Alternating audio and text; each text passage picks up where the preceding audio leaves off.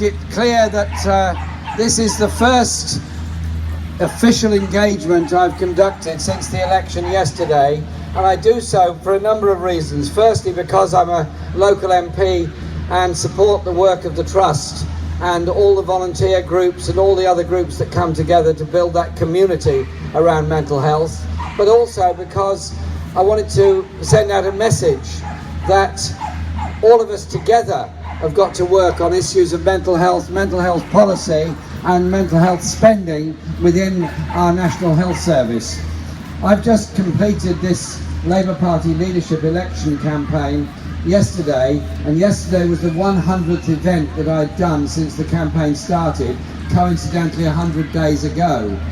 And during that time I've taken part in 29 or 30 hustings meetings and lots of other public meetings and rallies, discussions and debates and so on. And what's been absolutely fascinating is that I make a note of all the questions that are put to me, and I've dealt with well over 1,000 questions during that period all over Britain. England, Wales, Scotland, Northern Ireland, Dublin as well, because we had a union conference there, and many towns and cities all across the country. And in almost every single one of them, if I hadn't already raised the issue of mental health expenditure in my speech at the opening, it was certainly raised in discussion, and where I had raised it, it was always raised as a question afterwards. Because as a society, we've got to recognise that 1 in 4 of us during our lifetime will suffer a degree of depression. Some of it will be very severe, some of it will be less so. Many of us will become sufferers of Alzheimer's or other forms of dementia. We all have family or friends who are going through periods of stress. And now this can be dealt with, it can be supported, it can be treated. It can be treated by various therapies, talking therapies, as well as drug therapies. In some cases, people need to go into hospital to be cared for and supported. But we have to do two things. Recognise that mental health is an intrinsic part of our National Health Service, just as much as an A&E department, just as much as a paediatric department or any other part of our National Health Service. It's intrinsic, central and absolutely the main part of it for many people and their lives. And I often think about the way in which attitudes need to develop on mental health. Many of you here took part in that historic campaign to save the Whittington Accident and Emergency Department. And when we had what was a celebratory meeting, a rally at the end of it, one of the speakers, Shirley Franklin, said, "Thank you all for coming, thanks for all you've done, thanks for your campaigning. But can I ask you all a question? If it had been a mental health facility that was due to be closed and was under threat, would you have all demonstrated or marched in its support?" I think we all know the answer to that question.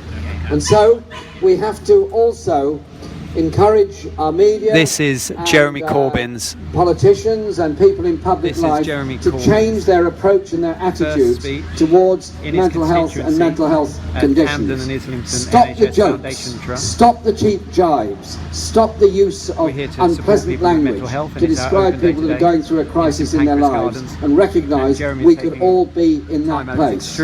Also recognise that those suffering from post-traumatic stress conditions can be delayed sometimes, they can appear much later, they can be often terrible problems in people's lives that they simply felt unable to talk about at the time.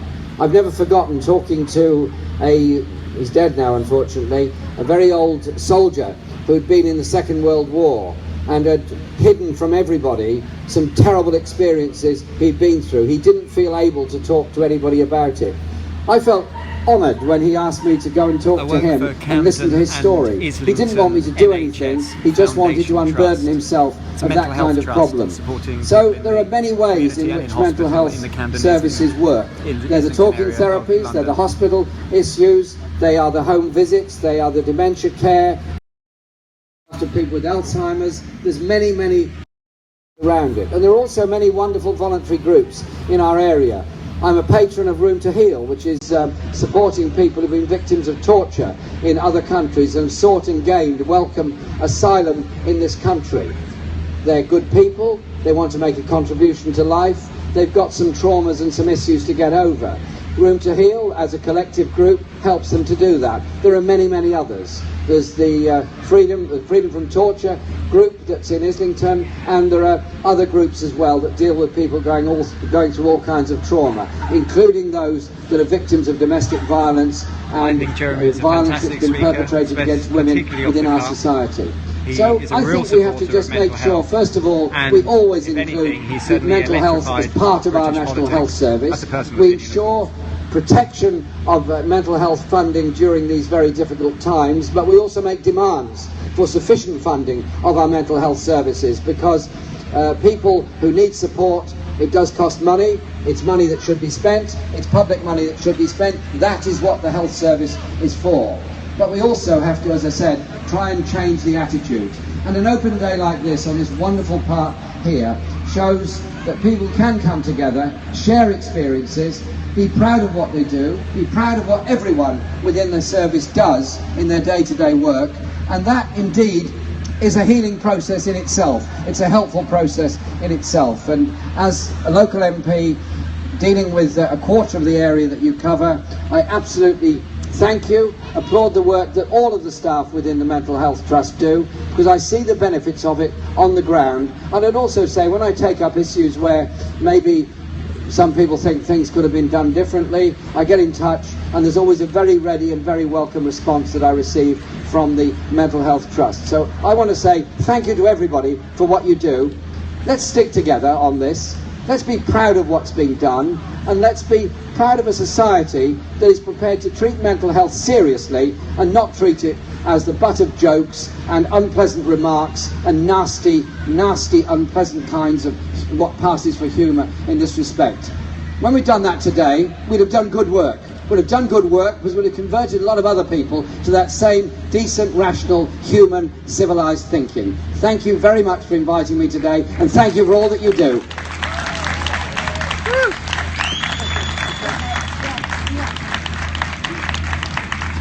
Thank you very much. Please forgive me, as was pointed out, I've got quite a busy day ahead of me today, so I won't be able to stay any longer, but will you invite me again next year? Yes! Yes. Thank you very much.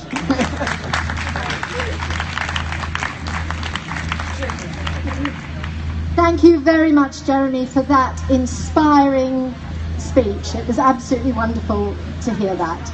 I now have great pleasure in introducing Councillor Lorraine Reaver, who is Mayor of Camden, and we were very pleased to see her last year, and she's back this year. Lorraine is also a great supporter of this trust and a champion of mental health. She has lived in Camden for 43 years and is very well known in this area for her volunteer and charitable activities. As a councillor, before becoming mayor, she served as older people's champion for Camden, and she has also taken a lead in other important roles in housing and services for children and families in the borough. Over to you, Lorraine. Thank you very much for coming. Thank you so much for inviting me again.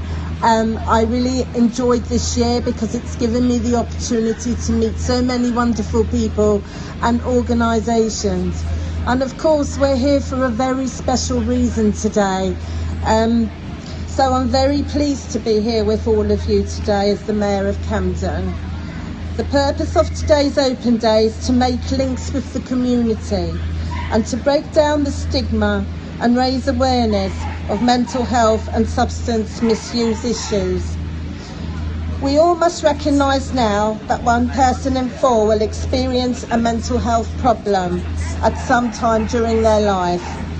Camden and Islington and their partner organisations such as the police, acute hospitals and GPs